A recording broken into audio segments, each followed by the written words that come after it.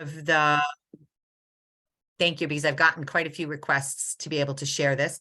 I'm going to turn this over to a special committee member, Suzanne Salerno, who's going to welcome our special guest today. Thank you, Lise. Yes, I'm so pleased to introduce today's presenter, Cheryl Kiser, the founding executive director of the Institute for Social Innovation at Babson.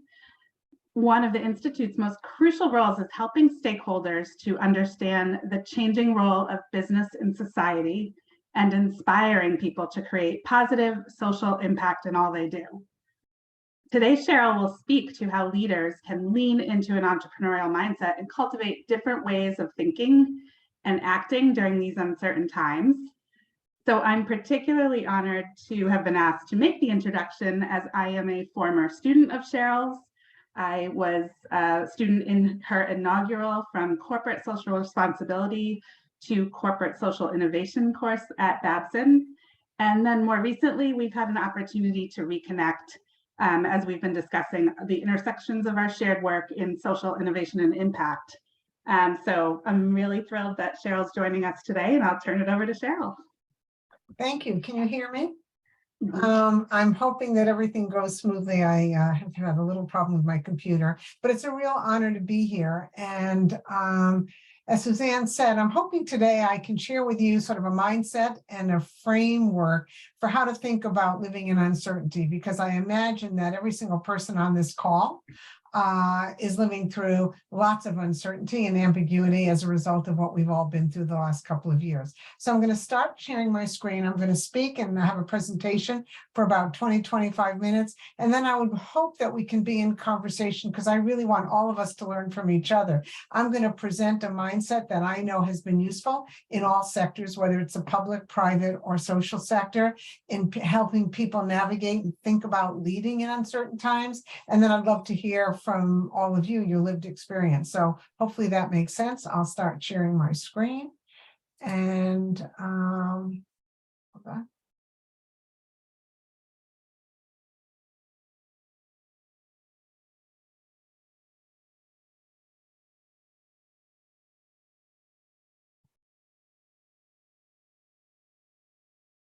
Are you seeing this, Suzanne? No, we are not. Yeah. Okay, we're going through that same problem again, so hold on.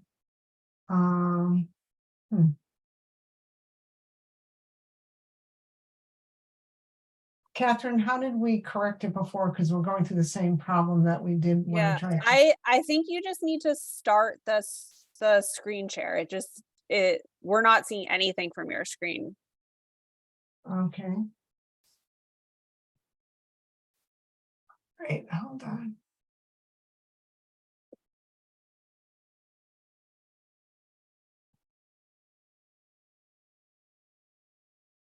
There you go.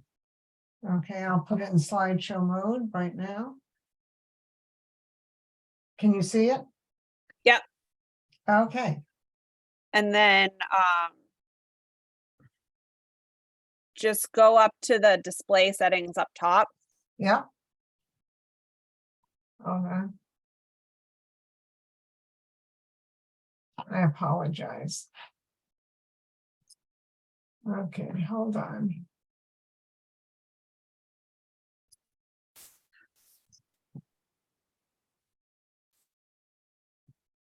Okay, I am sharing screen, and this is what I'm sharing. And you can see that? Yes. All right, and I'll put it in slideshow mode. Let's see if that works. That is working, correct? Yeah. Okay.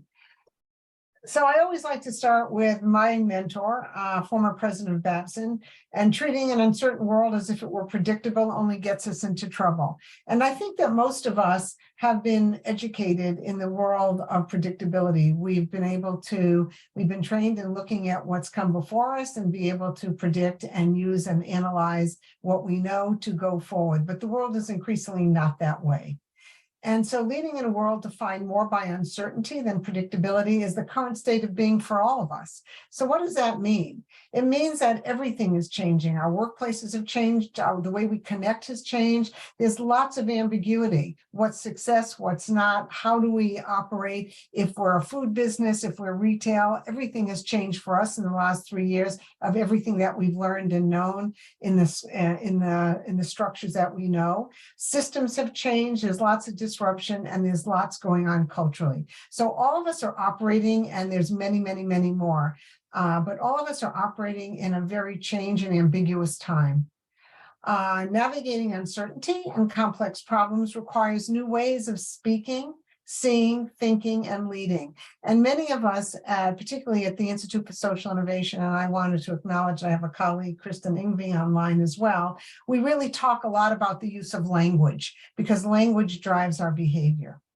Entrepreneurial thought and action, which is Babson's methodology. For those of you who don't know, Babson's probably the only school that owns a methodology and uses that methodology as the core logic for how we train and educate both our undergraduate, graduate, as well as executives.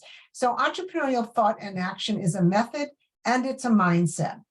And the reason I'm putting entrepreneurial leaders up here, because I think all of us aspire in today's world to be entrepreneurial leaders, because entrepreneurial leaders influence others to think and act entrepreneurially inside their organizations. Entrepreneurial leaders inspire others to embrace extreme uncertainty using a methodology grounded in the practice of startup entrepreneurs. So at Babson, we really don't look at entrepreneurship as an outcome. It is a mindset and habit for navigating uncertainty and solving problems, managing complexity, and creating what you desire. So we are far more a methodology beyond startups, and we can use this methodology and mindset in any sector, in any context. Entrepreneurial thought and action is a method comprising of two logics for creating the things that really matter to you by taking swift, confident, and smart action when faced with the unknown. And I will provide these slides, so don't feel like you have to take notes. I'd rather you just sort of immerse yourself in what I'm saying, and these slides will be available to you. So the two mindsets are two kinds of reasoning. And we use this as a metaphor. And if we were in a workshop, we'd be doing this. On the left-hand side is a puzzle, a jigsaw puzzle. We all know how to do those. And on the right-hand side is what's called crazy quilts. Crazy quilts came up during the Depression. And that's when a lot of people had very little resources, and particularly women, and usually women would get together and just bring pieces of clothing that they would have or cloth in their home, and there would be these parties. And so I might invite Kristen to come with her sister-in-law, and they would all bring pieces, and then everybody, depending on who you were, everybody would be adding to what would be a crazy quilt as opposed to a design quilt. And so those are the two reasonings, puzzling on one side, quilting on the other, and I'll speak to those in a minute. So prediction logic, which all of us really are good at, is managerial thinking. It's the core logic of really our institutions, our educational institutions. That's what we've been doing. And managerial thinking is basically the end goal is quickly established and definable. So let's just take the puzzle. We know what a puzzle, we know what the picture on the cover of the puzzle looks like, and it's pretty definable. We know what the end goal is. It's established. The resource needs are known. We know that it's a 300-piece puzzle. We know that you have to plan first, and you get organized and set strategies. So for some people who are really good at puzzling, they'll do it by color. Some will be doing it by edges. Everybody has the way that they plan and get organized to set the strategy going forward. And then they execute. You start working against that. You measure progress by how far you're getting in the puzzle, and your goal is achieved. So basically you get data, you plan, and you act. And in a puzzle, that's really easy. I know what the pieces are. I know what the colors are. I know what the edges are. I start to plan. I put a strategy in place, and I start moving, and I act. Creation logic, which is crazy quilting, is what we call entrepreneurial thinking. use resources available at the time. So in the crazy quilting example, you only used what people brought to the party that day. So you use the resources available at the time. Other people bring additional resources. It's very dependent on other people and in the co-creation process. Resources depend on who you know. The design emerges over time, and every action expands possibilities.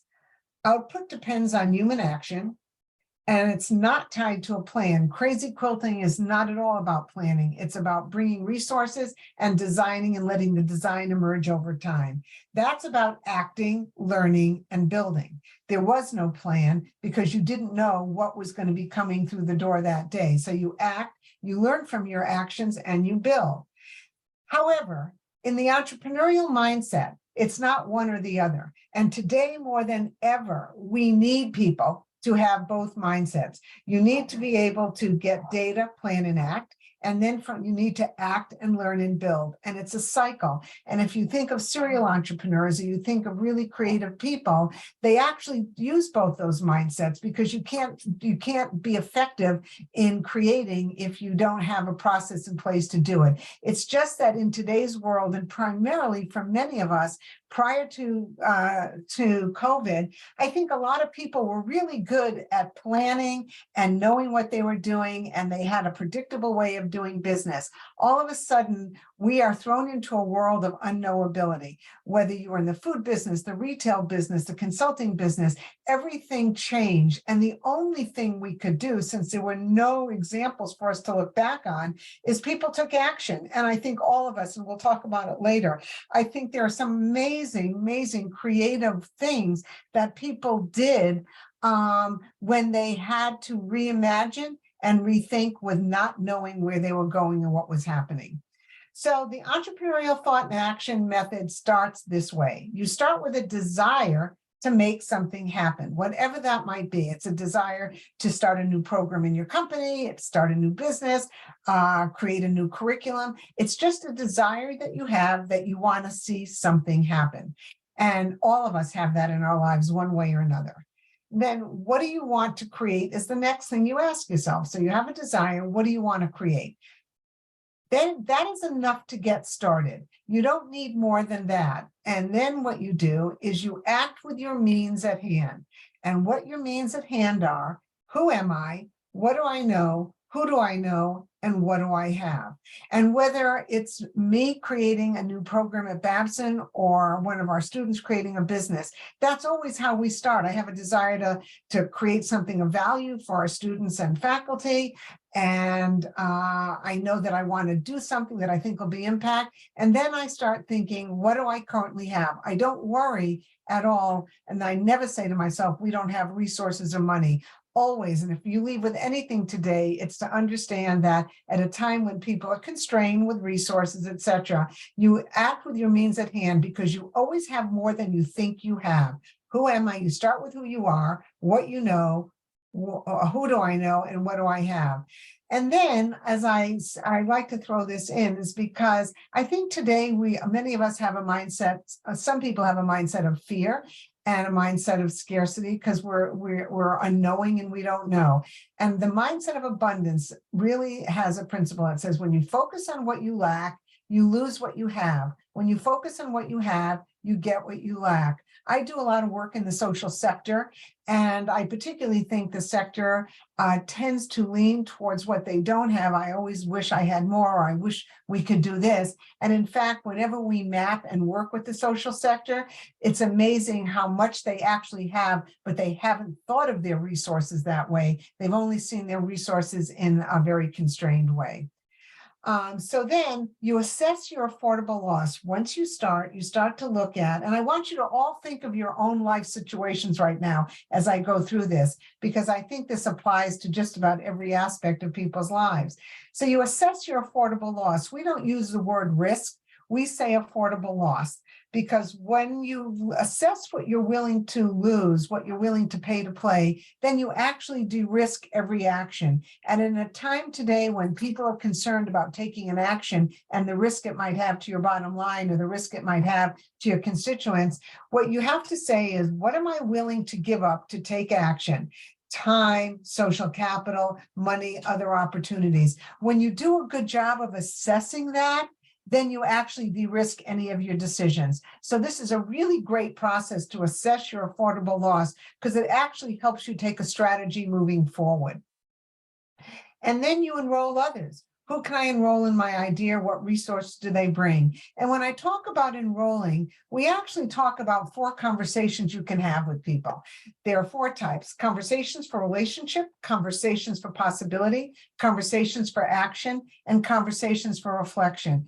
This is an important slide because I can't tell you how many times people think they're in one conversation when they're in another. And particularly when you're trying to enroll people, engage people, whether you're trying to fundraise, whether you're trying to fundraise in the social sector or with a venture capitalist, or you're trying to sell something inside to your staff, or whether you're just trying to engage people. Usually you start, and these are not, it's not really linear, although you could see it that way. It's just important to know where you are at any point in the conversation, because sometimes people jump right into conversations for action without having built a relationship or a possibility. I know for a fact that when I jump into a conversation in my advancement with my advancement team, and I build a relationship first before asking for what I want, I find out far more. And the great example that I will give you, and I've used it before, is that I was once asked to talk to a potential funder of our institute. And I got all the background on this man, and I went into the meeting like any good person would do with our advancement staff. And the person said, "Why don't you, Cheryl, describe to this person what you do?" And I said, "Well, actually, you could go online and find out what I do. Well, I'm more curious about what's keeping you up at night." And he happened to tell me that one of his issues, because I said to him, "I've done a lot of reading about you, and I can't believe I don't know about your company because you're a company I should know about." And he said, "You just hit the nail on the head. I'm the CEO. I tell my staff that we're not communicating what we do well enough, and they just feel like if I communicate in a certain way, I'm self-promoting, and I'm really not. We're doing really good things." So I said, "Well, I have a class. I'd love you to come to my class." So in that moment, I could have told him what we did. I never would have learned about what he did. And so I started with a conversation for relationship. It went to a possibility. I invited him to my class. And then after that, he actually worked with our students. And we had a lot more that we had to do. So I bring this up because sometimes we're so quick to want to get to action that we don't actually start with the relationship and possibilities. And it's not that much more time. Trust me, I spent no more time. What I did is I refocused the conversation towards a relationship where I could learn far more, gain far more insights, and then there were far more possibilities for taking action. And then always reflect on whether that worked. So I bring that up when we talk about enrolling others, because if we're not sure what conversation we're in, we probably won't get what we would like out of that conversation. And then you start to act. So you've started your desire, you know what you want to do, you know what you have to start with, you assess what you're willing to pay to play, you enrolled others, and you take a small step, you take an action, you learn from that action. You then build on what you learn, and then you check back on your desire. And so you constantly have this as a loop. And if you look at some of the best creators that you know and innovators, this is exactly the process. We call it entrepreneurial thought and action. This is basically the creative process for how you get to do what you want to do. And then you always think about what you're going to do next. It's never what you're currently doing. It's what are we going to do next? Because you always want to be furthering towards what you want to be creating. I love this quote by Greg Treverton, the director of the Rand Center. "Puzzles may be more satisfying, but the world increasingly offers us mysteries. Treating them as puzzles is like trying to solve the unsolvable, an impossible challenge. But approaching them as mysteries may make us more comfortable with the uncertainties of our time." And I think today we are living far more in a mystery quilting world than we are a puzzle world. And I think we know that. And I think that is partly why when I first talked about presenting this, I think a lot of people get stressed out when they think about navigating uncertainty. But what I've just walked you through in record time is really sort of a process that centers yourself on you and your organization or whoever you're engaged with. It centers you on the creative process to learn, be in a learning mode and not in a reacting mode. When we show up, act boldly, and practice the best ways to be wrong, we fail forward. No matter where we end up, we've grown from where we began. And I love this quote of Stacey Abrams because a lot of what many of us are doing today, including myself and Kristen at Babson College, prior to COVID, we had a way we engage with people and our students and our external stakeholders that actually isn't working the same way today. And so we're making a lot of mistakes since COVID, thinking we could do certain things, and we're learning and it's not working. And so we constantly look at ourselves as failing forward because we're just not certain. We cannot do the things we did before COVID, not just because of us, but because of our students as well. We put a lot of events together and we present them to our students. They all sign up and then they never show up. Now, I'm not concerned that they're not showing up. For me, I'm concerned what's going on for them. And I think that any of you who are parents or work with young people, there's a lot going on in young people. So not only is it the shift that we're feeling in our worlds, but it's the shift of the people we interact with. And students have changed significantly since 2019 when we used to convene and have all of our events. It's very different today. And we're failing constantly. We're shifting and changing. And that's just the navigating a world where everybody has shifted and everybody feels differently and lots is going on emotionally, spiritually, psychologically for people. The best leaders are on a journey, one that is not always clearly marked, but is seen in the kinds of questions they ask, whom they listen to, how they spend their time, and the beliefs that guide their decisions and investments. We think about this all the time as we try to ask the right questions so that we can be relevant and that we can engage with the people we need to engage with. And I really think this is really a great way to think about all of the work that we are all doing. It is about the kinds of questions we ask, who we're listening to, and how we spend our time so that we can actually make better and different decisions in a time of uncertainty. So, one of the things that this mindset, the entrepreneurial thought and action mindset does, is it makes a shift for all of us. And it makes a shift from less about what we do to more about why we do. I can't tell you how many people in companies are questioning why they are where they are. We know about the quiet quitting. We know about people leaving. We know about people questioning their life right now. And so it's less about what we do. It's more about why we do. I think it's less about mindset of scarcity and more a mindset of abundance, looking at what you have, going back to your resources at hand. And when I say your resources, it could be you as individuals, it could be you as an organization. When's the last time an organization has sat down and said to every individual, tell me, what resources do you have at hand? We don't even look at the people we work with as resources that come with a whole host of resources beyond what they're bringing to the job. So it's a mindset of abundance, less about fear of failure, which I think many of us, had over the last couple of years, to trust in failing. We have to fail. We're going to fail because we're navigating a world that is unknown to us in many respects. Less top-down planning and a lot more experimentation. And I think that that's what I find every day of my life. I'm experimenting with some things to see if it'll work. It's less about what I planned last June. It's more about let's experiment and see what works and then build off of that. It's less about feeling alone, and it's more about building a supportive ecosystem of people that are feeling the same way and drawing upon their insights, lessons, etc. It's less about analysis, and it's more about smart action, which is a combination of analysis and creative thinking. It's the entrepreneurial mindset. And it's less about know-it-all to learn it all. We don't need to know it all. I don't hire people who know it all. I hire people who want to learn it all about the things that we're doing. And it's less about framing problems and more about framing solutions.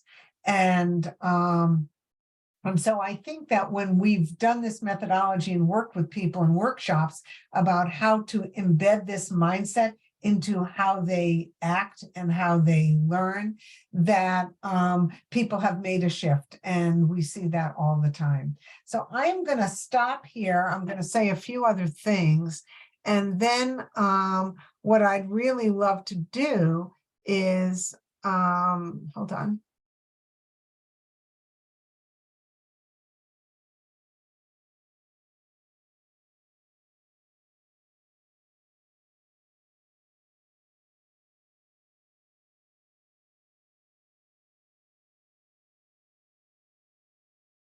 Can you see me?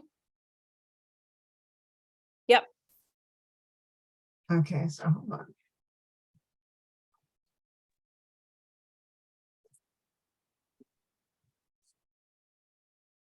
Hey, Cheryl, you want to look at your monitor instead of your laptop?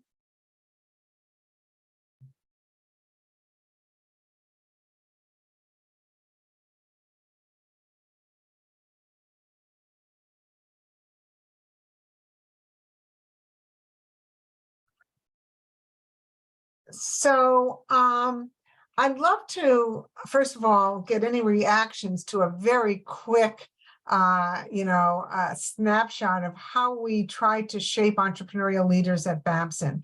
And the reason we have our new focuses on entrepreneurial leaders is because entrepreneurial leaders are truly leaders who have the practice of facilitating an entrepreneurial mindset that I just shared with you. They really influence people that work with them to embrace uncertainty and to embrace experimentation, because that's about the only thing we can do at this particular point. And an entrepreneurial leader does influence people to think entrepreneurially. And it's a very different way of leading. It's leading by understanding that the people you're leading and the people that are going to follow you are going to follow you because you have a set of values and an internal focus that helps them create the best options and the best way forward in your organization. So we do a lot of work about the entrepreneurial leader who actually leads in a context of, we say, a good entrepreneurial leader knows when to use the entrepreneurial mindset, when to be managerial, when to be creative, knows how to ground themselves in their context, and also has a lens of environmental, social responsibility and governance. So it's really an entrepreneurial leader who is grounded in a way of showing up that is increasingly more relevant in a world that we find ourselves today. So we're spending a lot of time figuring out, how do you develop entrepreneurial leaders, not just entrepreneurs. So I'd love to ask people to share. I shared a mindset. How many of you resonated with that because of the things you needed to do during COVID and in response to COVID?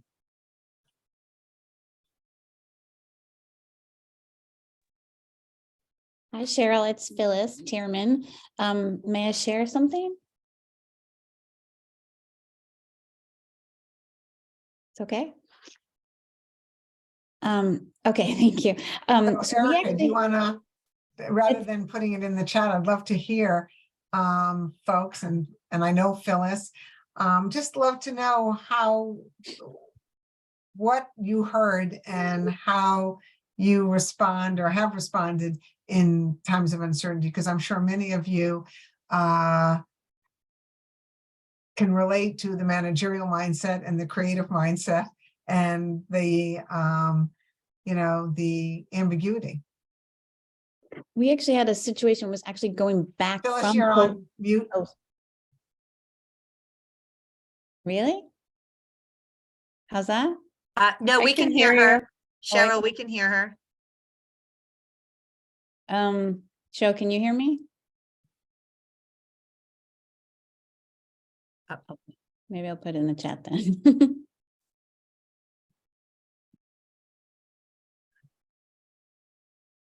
oh, we've got some technical difficulties with Cheryl. Phyllis, why don't you say where you're from? And as you're typing in the chat, why don't you share your question? Can people hear me? Yes, Cheryl's I gonna, can't hear anybody. right. Oops. I'm Phyllis Tierman. I'm Are you all hearing each other? Okay. Can you hear me now? We can hear you.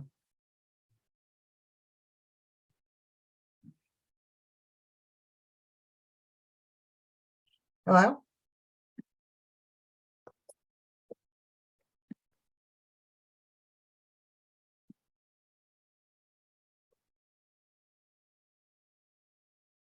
So we'll work with Cheryl to try and resolve the audio issue, but Phyllis, why don't you go ahead and share in the meantime, Of just so we course. can keep the conversation going, and we'll keep trying with Cheryl. Apologize, everyone. yeah, no problem. Can you hear me now? So I'm with Sustainable Wellesley, and we are a nonprofit, and Phyllis? yes, I can hear you. We're a nonprofit, and this is actually was sort of not a struggle, but it was actually returning from COVID. We sort of had to use a different mindset because everyone sort of got on that Zoom bandwagon, and there was so many people that found it so convenient for events like to go back to in person. We didn't really struggle, but I know some people were definitely hesitant to, get back out there, but it was a symphony of our group to come together and make an event really successful this week. So I'm not sure there's really a question there, but that there's actually a return from COVID struggle. Not that it's a challenge, but it's a new challenge. And you're always, as an entrepreneur, and using a different mindset, how do you get people there? How do you engage people again, getting them back into the new old routine? So I don't know if anyone else has had any experiences of getting people out of the COVID moments into the new reality. I'm happy to hear some good ideas. Thank you. You can raise your hands. I can facilitate while we work with Cheryl. Can you hear me now? I can hear you all. Oh, great. Cheryl, you're back. Yeah, I'm sorry. Okay, I Phyllis switched was to YouTube. sharing a successful way where she just had a successful event where she got engagement post-COVID. She was asking if other people had had any success in navigating post-COVID world and getting back to normal. I think I paraphrased that correctly. I'm not quite sure. Okay, Cheryl, all yours. Hi. Hi, Erica. Uh, Yes. Hi. Great to see you. This was a wonderful presentation. Thank you so much. It really hits home. I'm a small business owner, and my background is in sustainability, so I also relate to what Phyllis was sharing about. And I think when it comes to whether we do things in person or online, to her point, some things are really well suited for doing online. I think, a lot of us have come to find that, as long as our internet is cooperating and we don't have a lot of technical difficulties, which of course can, put a wrinkle in things, but they happen. But there are certain things that are really well suited for in-person events. And so sort of experimenting, back to your point in the presentation about trying different things and seeing what works. And sometimes events online is going to make them much more accessible for a variety of people. And so keeping that in mind and experimenting with ways that we can facilitate collaboration and creativity through online means is something that I think is going to continue to be very important as we move forward. Yeah, I didn't hear, thank you, Eric, and I didn't hear all of Phyllis's. What we've had a lot of not success at events because we were trying to do them the way we were doing them before. And I'm just giving my observation. I don't have any real answers. Two things. There are some events I feel if we give them a choice, that it actually does us a disservice, that sometimes making people make a choice. And then if you have to make a choice, I think we have to show up differently because we are so accustomed, as you said, Erica, to really being effective online to get information.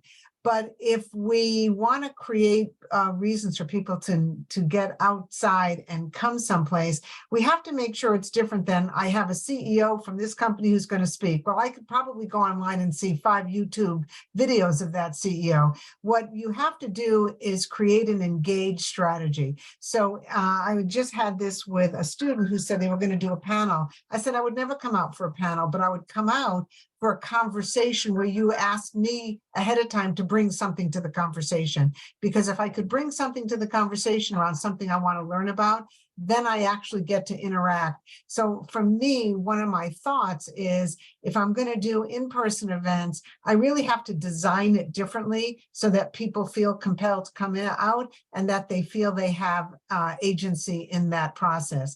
If it's just that I have a great person, I could do that online and probably get more people if the person's that compelling. So that's just a thought that I have.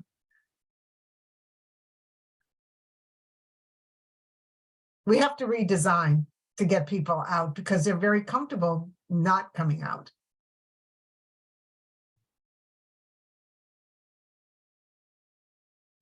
I'm curious then, it feels like the wonderful slide that you showed of the 4 different types of conversations then play into that.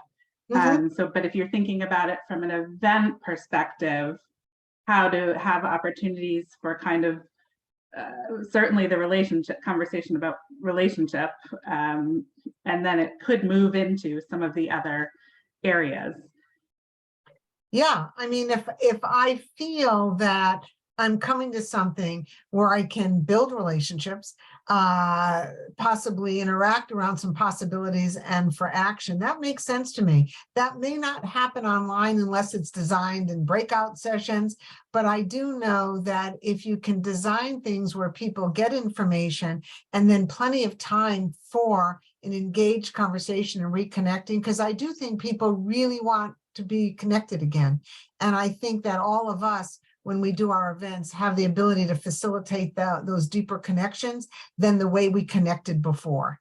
And I think we have a lot of place to play and experiment and do things. And I think that's what Kristen and I and our team are experimenting with all the time. How do we engage people in a powerful way that they feel they've gotten a lot, and we've actually created something of value in a time when it's hard to get people's attention, because their attention, rightfully so, is on themselves, their families, the world around them. It's, we can't ever underestimate the context that we all live in. So it is experimentation to get people to connect. And then sometimes it's just trying it. And if it works, then people will know next time to come. But it is about redesign. I mean, everything's about design, but it's about redesigning how we present ourselves, present the information we want people to have, and how we connect to each other.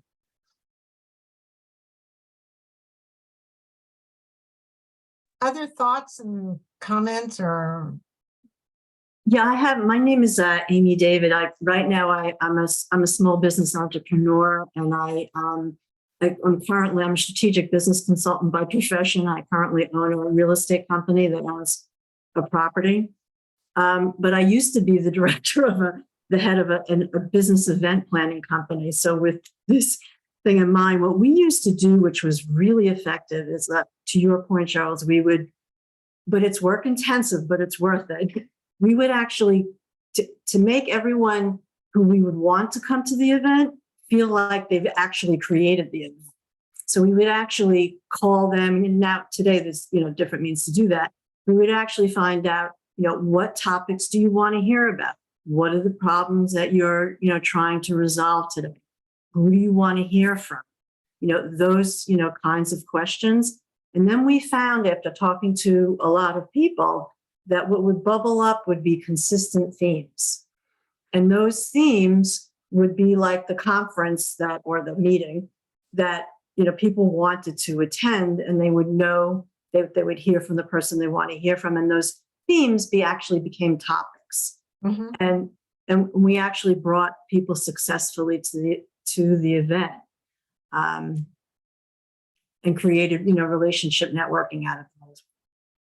Yeah, I mean, I love that. I love asking people. And I think it goes back to, I think it was Judy Samuel's quote, the best leaders ask questions. And I think right now we're living in a world where we have to ask more questions because I don't think we know the answers. I mean, I'm still struggling with it. And I think, yes, we can ask people what they care about, what they want to hear about, and how they want to engage. And I think that yes, it's time consuming, but I think it's important because we're resetting and we're not so sure what we're resetting to. We have a colleague that worked with us from the Toyota Motor Company. And after COVID, everyone used to say it's the new normal. He said, no, there's no new normal. He said, there's dynamic normal. And we're living in a dynamic normal state where it's dynamic. And so it will never be in one place. It'll be moving. And I think that's why, that's why I was delighted to share, even for a couple of minutes, the mindset, because living in a dynamic time and we have to create new ways to figure out how to present our value and not be afraid to fail because we haven't tried things out. And, so I don't know. I'd be curious if the presentation calmed your nerves or agitated you in terms of how to think about today's world. Because I did promise that it would be calming and it wouldn't be stressful. But, and partly I think that when leader myself, because when I have agency to take action against something, even if it's not right, I feel much better than if I don't have agency. Amy, did you have another question or? Yeah. Yeah. So thank you for this discussion. Because during COVID, I almost lost my business 4 times. It was absolutely frightening. I was on this roller coaster. And when you said, what you said today was calming and helped me to de-stress, because I'm a very creative person and I am, a consultant. So I've been combining those 2 things, which was validating. But when you said it's more like a mindset of a mystery and a quilting, that helped me to reframe how I think about things. And in terms of refocusing the conversation and building the relationship first, and knowing where I am, to get to an action, I found that, very, very helpful. In answer to your question. Okay, super. Thank you. Thank you for sharing that. Yeah, thank you very much.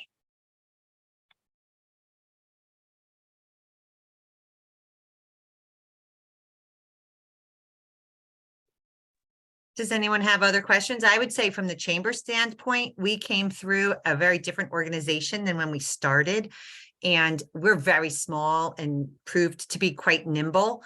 I will say with me, it resonated failing forward, because I will say we had a mindset that we should try things and it was okay if they didn't work because it was such an unknown world. And we're still taking baby steps in different directions, testing the waters.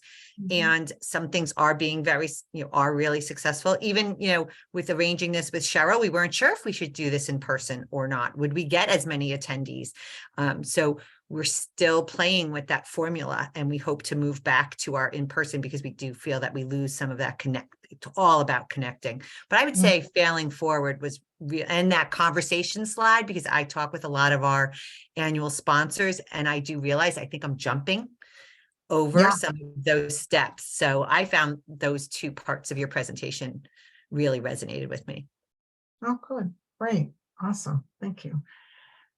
Yeah, Cheryl, it was definitely very good. And I mean, because that's a lot of what we do. We do a lot of training, and our premises is if we can't get you involved or engaged, you're not going to change any of your habits and behaviors. And that's what it's about. It's about you, not us. Yeah. If we can make you better or make your life better, then we've succeeded. And that's the way a lot of people, if you think that way, it makes your conversations and your communication so much easier. So kind of cool to see. Like, I loved a lot of the slides that you did. Great.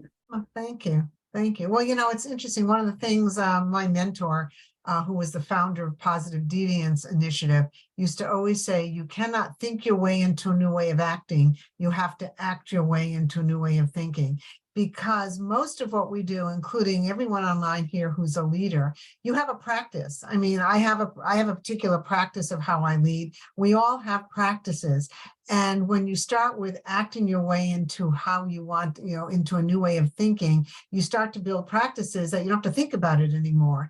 And Right. I think that when I got to Babson 14 years ago, and I really, you know, credit everything to my mentor, Len Schlesinger, is that I used to create stuff, and I used to start things. But when I understood the logic of the methodology of entrepreneurial thought and action, it put a process and a framework to how I do everything. And so that it really did help me understand where I was in the process. It didn't feel so random when people say, oh, you're really creative, like, you know, this came out of the clear blue sky.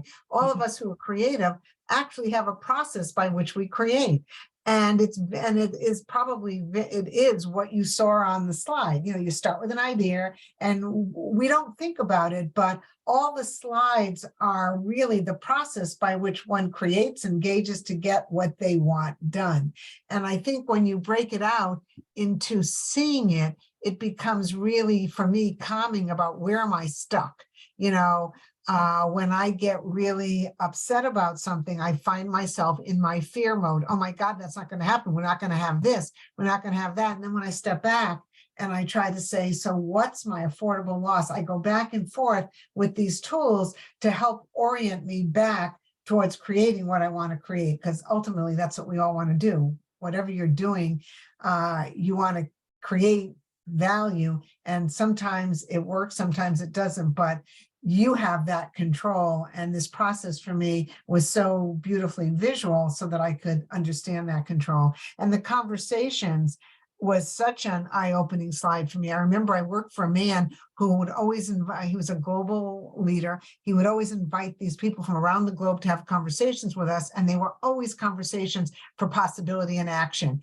And then they would leave, they'd be high as a kite because they thought we were going to do these things. My boss was just really happy. He had a good conversation. And then he'd come back to me and say, what are we going to do? And I'd say, I don't know. Why did we do that? Why did we go to, I don't even know if I like these people. I don't even know if I want to be in partnership with them. But he was always energized by the possibility they wanted us to take an action. And I'm sitting there going, but wait, who are these people and why should we be doing anything with them? So it doesn't take a lot longer to go the other way around. See if you want to be in relationship with these people, because and you know this, I imagine you'd all raise your hand if I said, has there ever been a time in your life where you've jumped into, you know, you've talked to people, there's a possibility and that got you excited. You jumped into action and realized that you had different values, you aligned differently, that you never should have been in that partnership anyways, that what got you excited was possibility. And then you went to action without going back to the relationship of whether that should be who you should be doing this with. And I think we all do this. And that's why it's so good to always know what relationship you're in. And sometimes it's good if you're meeting new people to say, I'm really excited about just this conversation to build a relationship, or, you know, and then maybe the next time we meet, let's actually have a conversation for possibilities so that it's very clear in everyone's mind, the expectation. And then, you both sides don't leave disappointed or thinking something else. And most of our problems in communications happen because you thought you were in one conversation and you were in another conversation. Yeah, we call that happy ears. When you hear something you want to hear, then Yeah, you stop and you don't dig any further. yeah, yeah. Other thoughts from people? How they might use this thinking? Anything else you want to know about that thinking? Anything you want to share with each other? I don't want to jump ahead of everyone, but I have another question, unless somebody else who hasn't spoken does. Good. Okay. I loved all of what you shared, Cheryl. So helpful. One that I was thinking of, and I would open this up to the group and to what you're seeing at Babson. You were mentioning kind of look at hiring for a no longer for a know-it-all and somebody who wants to learn it all. But how do you think about that from if you're the hiring person and trying to think through the individual that you're interviewing, that component, that seems like a different way of approaching the interview conversation to look for someone who's learning it all, but also can do the role that you're thinking of. Yeah. Well, it's interesting because when you're in higher ed, which is a school of experts, lots of different experts, right? Faculty have expertise in what they do. You tend to have people who are sometimes, but also believe that the smartest people in the room. And I think our faculty, what I love about Babson is they're really moving away from the sage on the stage to really more of an engaged learning process. So I think you do the same thing in an interview. I mean, I think you have to hire for the skills you need. I mean, I'll embarrass her, but I will talk about Kristen. When we were hiring for the communications position, there's clearly skills and competencies we need to have in a communications position, but we had interviewed a lot of people, and it was the questions Kristen asked. And the one thing that stuck out in my mind is when she walked out of the office, we have a piece of art on the wall, and she made a comment about it. And it just shifted me thinking about who this person is. So I would set up questions that help you get at not just what the person knows, but what's a person interested in knowing? And sometimes asking the question, so if you take this job, what are some things you'd love to do? And what would you love to learn to help you do this better? You can ask lots of questions that have them thinking about beyond what they know today to what they want to know. And so, what would you like to do if you had a magic wand, you have this position, what have you always wanted to do as a head of communications that you've never been able to do? What would you like to do? I want to get people thinking about possibilities as opposed to just what they can currently do. Because if I only hire for what a person can currently do now, they're not going to grow into what we need to. And Kristen today has a very different job than she had when she started. And not everybody in a communications position could have done that. It's because of who she is. So I didn't mean to embarrass you, Kristen, but you were sitting here, and I would have done it if you weren't here anyway. So. I love that. Thank you.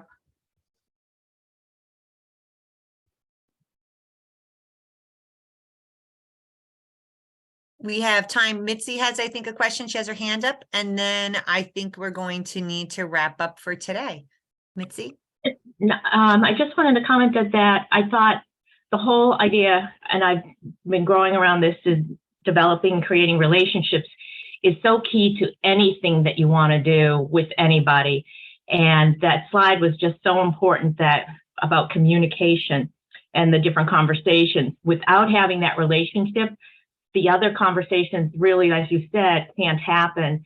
And so a couple of things that I've learned in different kind of leadership courses and that I'm implementing is to try to be, and this is just a kind of maybe a cliche phrase or whatever, but to be more interested than interesting in people. And the other thing that what I try to do when I'm talking to folks or having conversations with people is when somebody says something, to ask the question, tell me more about that, to have them go deeper into that conversation or that comment, because they might say something on the surface, but you have to, it's trying to get down to different levels of tell me more about that. Well, tell me more about what that means to you. And then you start to really have more rich conversations with people. That's just such a simple phrase, but I have found it so impactful and effective in working to create the relationships like you had shared on that slide. Yeah, I think that's absolutely true. And you get more. You actually get more when you're that curious and find newer ways to relate. And so, yeah, I love that. I love that slide. I could spend a day on that slide because it every single one of us can give examples where we've been in the wrong conversation and left opportunities on the table in many, many ways. And the good news about this slide today is that people want to reconnect. They really do want to relearn who we are. because we're all really different today than we were 2.5 years ago in many ways. In many ways. So Wow, this has Cheryl, been- oh, Yeah, are you thank saying you. your goodbye? Go ahead. I was just going to say thank you. And for some reason, because my computer's not working, yes, there's opportunities to engage with Babson, and happy to talk more about that. Even, one thing I will tell you about Babson, this mindset is so powerful. We believe it's the most powerful mindset for creating economic and social value and putting it in the hands of everybody, because everybody deserves to know how to create what they want in the world. So yes, there are opportunities. Happy to talk offline. And thank you for the invitation to be here. Thank you, Cheryl. I was going to say what a wonderful segue about connecting, because one of our most popular ways for this group to connect was through our networking lunches pre-COVID. And we were able to do a couple of them last year, but our restaurants weren't quite ready. You know, we might all be ready, but we're waiting for that segment to catch up. And Catherine has worked really hard, and we have a few scheduled. We'll be going to Moldova in Nonantum on March 1st. And we're going to actually incorporate part of our donations that we're collecting for Circle of Hope through our restaurants. It really officially ends the last day of February, but we're going to allow anyone who's attending that lunch to please bring sweatshirts, t-shirts, and sweatpants to that lunch. And we already have, I believe, 20 women registered to attend. All the proceeds from the event go to the restaurant directly, and I'm hoping to see many of you there. And you can keep your eyes open. If you can't make that one, we have several more ways for us to gather coming up in 2023. Thanks again to our sponsors. Thanks again to the WIN committee. Thank you so much to Catherine for helping us out on the back end. Cheryl, really a pleasure. And already people are saying, like, we really have to tap Babson, such a more often. What a wonderful resource, and you're right there on campus. So we hope to have you share more of your knowledge with us. Thank you all for spending your lunch hour with us, and let us just ping us if you have any other questions. Thank you. Thanks, everyone. Great. Have a great day. You too.